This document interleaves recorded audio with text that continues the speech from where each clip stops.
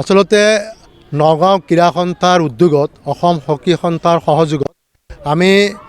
এইবেলি 15 সংখ্যক Assam hockey inter district senior women hockey প্ৰতিযোগিতা 3দিনীয়া কাৰ্যসূচীৰে আমি আয়োজন কৰিছোঁ আৰু আমাৰ এই আয়োজনৰ ক্ষেত্ৰত সমগ্ৰ অসমৰ 16টা জিলা দলে যোগদান কৰিছিল যদিও অৱশেষত মুঠ 14টা জিলা দলে যোগদান নিশ্চিত কৰিলে আৰু এই প্ৰতিযোগিতাৰ মাধ্যমেৰে এটা শক্তি আমি দেখা পাইছোঁ মহিলা শক্তি যি শক্তিয়ে সমগ্ৰ অসমত হকীৰ প্ৰসাৰ আৰু প্ৰচাৰৰ ক্ষেত্ৰত আহি আহিছে আৰু মই আশা কৰিম যে এই ৰাজ্যিক পৰ্যায়ৰ প্ৰতিযোগিতাখনিৰ জৰিয়তে অসম হকীৰ যিটো মূল দল ৰাজ্যিক দল আজিৰ এই প্ৰতিযোগিতাৰ পৰা নিৰ্বাচিত হ'ব আৰু এই নিৰ্বাচিত দলটোৱে অহা 2 তাৰিখৰ পৰা হাৰিয়ানা পঞ্চকুলাত যি উমেন নেশ্যনেল চেম্পিয়নশ্বিপ হ'ব তাত ভাগ লোৱাৰ সুযোগ পাব আৰু মই ভাবোঁ যে নগাঁও ক্ৰীড়া সন্থাৰ সভাপতি ডাঙৰীয়াই এটা সুন্দৰ সিদ্ধান্ত ল'লে যে হকী আমাৰ ৰাষ্ট্ৰীয় খেল আৰু ৰাষ্ট্ৰীয় খেল নগাঁৱত ৰাজ্যিক প্ৰতিযোগিতা আয়োজন কৰিব লাগে আৰু আমাৰ ক্ৰীড়া সন্থাই নগাঁও ক্ৰীড়া সন্থাৰ সমূহ সদস্যই ইয়াক আদৰণি জনালে আৰু আমিও অসম হকী ফালৰ পৰা নগাঁও ক্ৰীড়া সন্থাক এই সুযোগতে ধন্যবাদো দিছোঁ যে নগাঁও আমাৰ হকীৰ জন্মস্থান আৰু এই জন্মস্থানতে হকীৰ প্ৰচাৰ আৰু প্ৰসাৰ যথেষ্ট আছে আৰু যোৱাবাৰো নগাঁও দলটিয়ে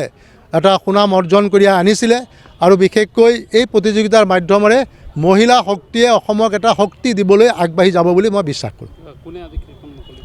আজি খেলখন আনুষ্ঠানিকভাৱে মুখ্য অতিথি হিচাপে উপস্থিত থাকে ভাৰত চৰকাৰৰ ক্ৰীড়া প্ৰাধিকৰণৰ আমাৰ স্পৰ্টছ অথৰিটি অফ ইণ্ডিয়াৰ উত্তৰ পূৰ্বাঞ্চলৰ নৰ্থ ইষ্টৰ যিজন খেলো ইণ্ডিয়াৰ ইনচাৰ্জ আমাৰ ভাৰতীয় প্ৰশাসনিক সেৱাৰ এলাইড ছাৰ্ভিচ শ্ৰী অন্যান্য শৰ্মা ডাঙৰীয়ানীয়ে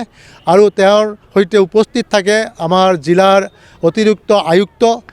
আমাৰ দেৱহতী বৰা ডাঙৰীয়া আৰু আমাৰ কৰ্ণেল NCCৰ কৰ্ণেল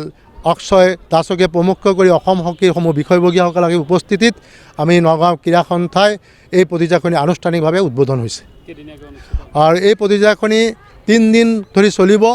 আজিৰ পৰা অহা দেওবাৰে সামৰণি পৰিব আৰু দেওবাৰে আমাৰ ফাইনেল খেল দিনৰ 1:45 আৰম্ভ হ'ব আৰু মই আশা কৰিম যে এই ফাইনেল খেলৰ এটা তুমুল উন্নতপূৰ্ণ খেল অনুষ্ঠিত হ'ব আৰু উন্নত দল দুটিয়ে ফাইনেলত উপনীত হৈ অসমখনৰ এটা শক্তিশালী দল হিচাপে চিহ্নিত হ'ব। নহয় পোনপটীয়াকৈ কোনো চেম্পিয়ন দলে যোগদান নকৰে ইয়াত সকলো দলৰ পৰা যি ভাল খেলুৱৈ আছে সেই খেলুৱৈসকলক নিৰ্বাচন কৰিহে অসম দলৰ আমি নিৰ্বাচন কৰা হ'ব।